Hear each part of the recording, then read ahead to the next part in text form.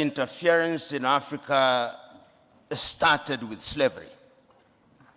When slavery had lost its value, it graduated into colonization.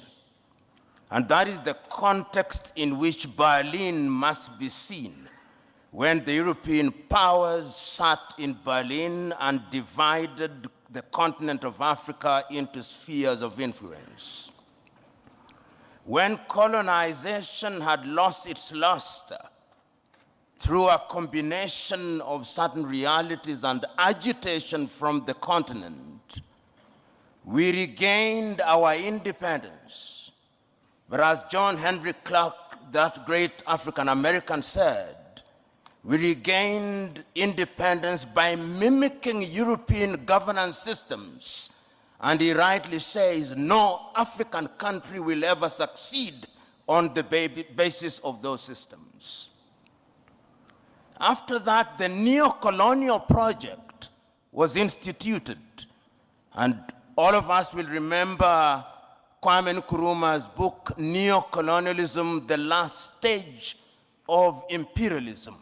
And he there says, the most dangerous.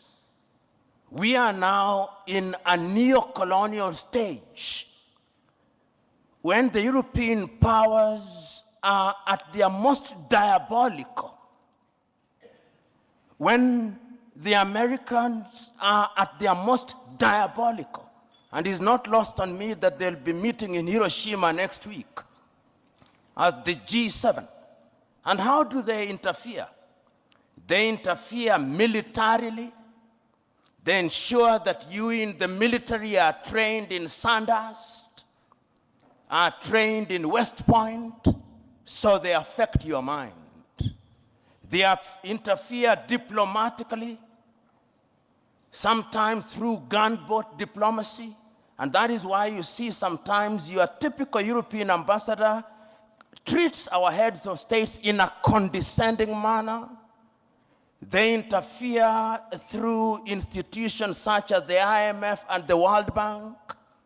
They interfere by ensuring that our economic infrastructure is beholden to theirs through dollarization. They interfere through education. They interfere by influencing our processes, by lending us advisors who tell us what to do. The neo-colonial project is alive and well, and it is at its most dangerous, and we Africans must smell the coffee. If we don't, they are going to continue to interfere. How else do they interfere? Through NGOs, Danida, CEDA, UK Aid, USAID. These are Trojan horses that are introduced into our countries for the purpose of influencing our processes. And they infiltrate our institutions. Right now, if you look at the African Development Bank, look at the shareholding. It's Americans, it's Germans, it's Japanese, it's the French. And the Europeans have done their bit. They also interfere through post-colonial institutions, the Commonwealth of independent nations. They are not sovereign states, former French-speaking nations. These are the instruments that they interfere through. And how do we then deal with this situation? We Africans must now begin to recognize, and this was recognized as early as 1963, and the chair of the commission is here. They'll be celebrating 60 years in Addis Ababa, Ethiopia. And 60 years ago, on the 24th day of May, Kwame Nkrumah warned us. He said, if we are not united, they are going to interfere with us militarily. They are going to interfere with our economy. They are going to interfere with our agriculture. They are going to interfere with our health. Our duty, and I hope that when African heads of states and government meet in Addis next week, it will not be another jamboree at which pro forma speeches are read. I hope it will be an occasion to give meaning to Africa Agenda 2063. I hope it will be an occasion to give meaning to Africa Continental Free Trade Area. I hope it will be an occasion to revitalize the Malabo Declaration, the Maputo Declaration, the Yamoussoukro Declaration. In other words, we Africans, as I conclude, we Africans must stop operating in silos. Rwanda alone will not confront them. Burundi alone will not confront them. But if we go through the regional bodies and ultimately the African Union, we may indeed succeed in putting away this bulwark. And remember, it is no longer just Europe. There is a new scramble for Africa. The Chinese are here. The Turks are here. The Qataris are here. All of them are coming back.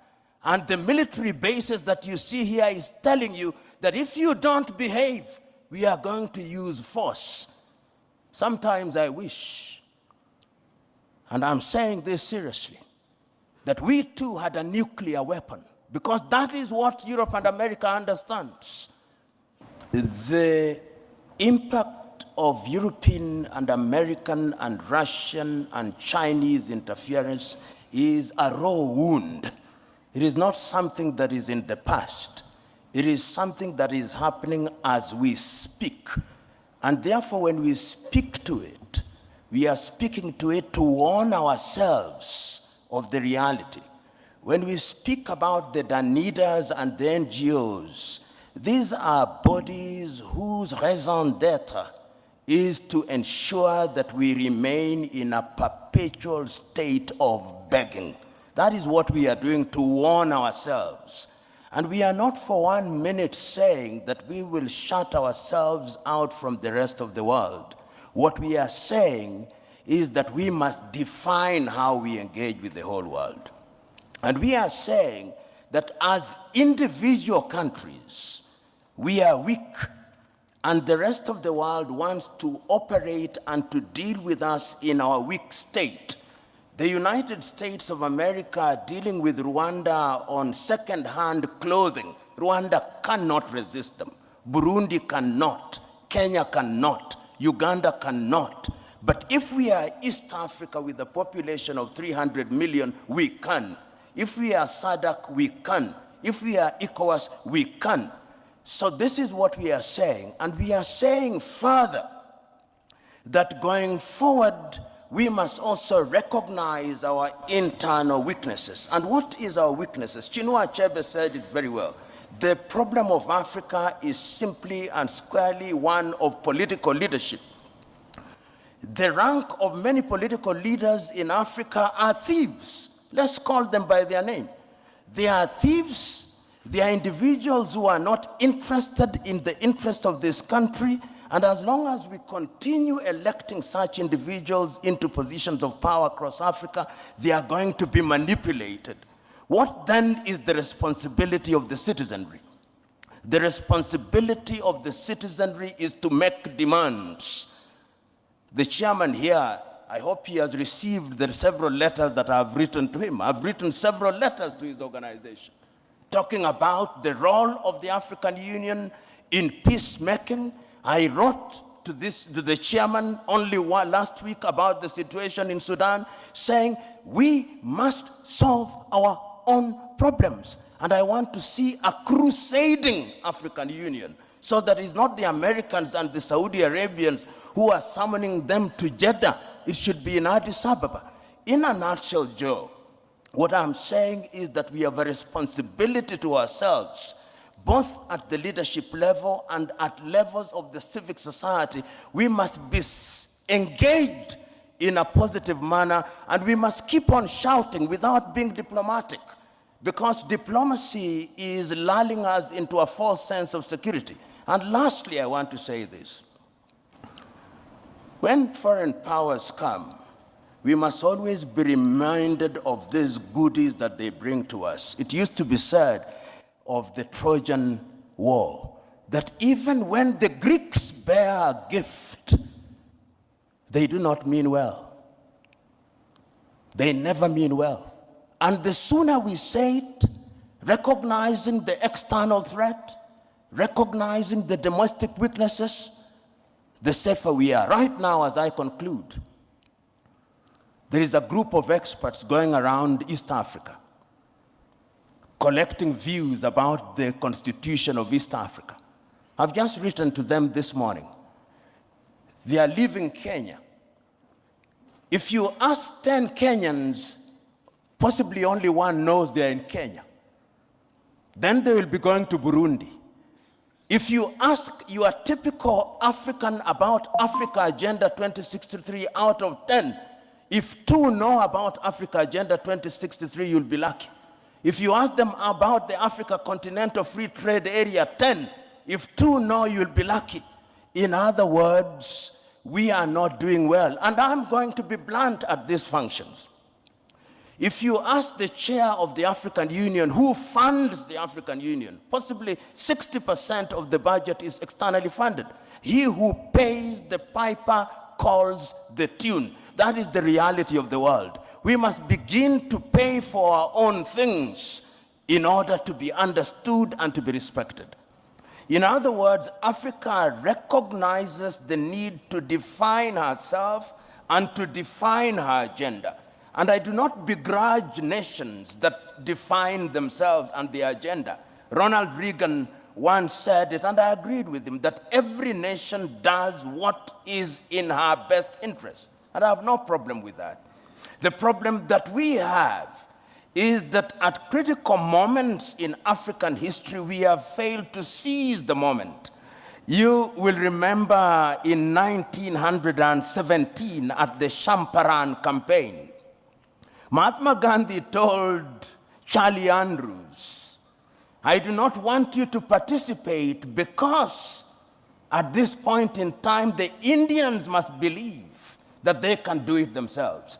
In other words, there comes a time in the history of a nation when even friends of goodwill must be told, keep aside. We want to believe that we can do it, and your help must be surreptitious and subterranean if you are a person of goodwill. And the Champaran philosophy is what we must define for ourselves.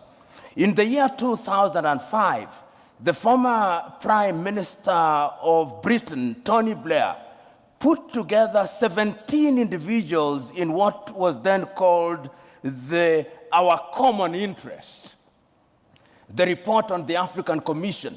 The Prime Minister, he was then the President of the European Union, from which Britain has now left, and he was also the President of the G8 at that time before the exclusion of Russia. They produced a report. Right now, when I see the Blair Institute moving around Africa, they are implementing exactly what was in that particular report, and I have a copy of it, not for the benefit of Africa, but for the benefit of the Institute. And what they have done is to sugarcoat it and camouflage it for the purpose of hoodwinking Africa and for the purposes of creating an environment which benefits foreign companies to the detriment of the continent of Africa. So that some of these engagements are anodinal. They simply lull us into a false sense of security. Do I blame them? No. That is why I agree that we must decolonize all learning.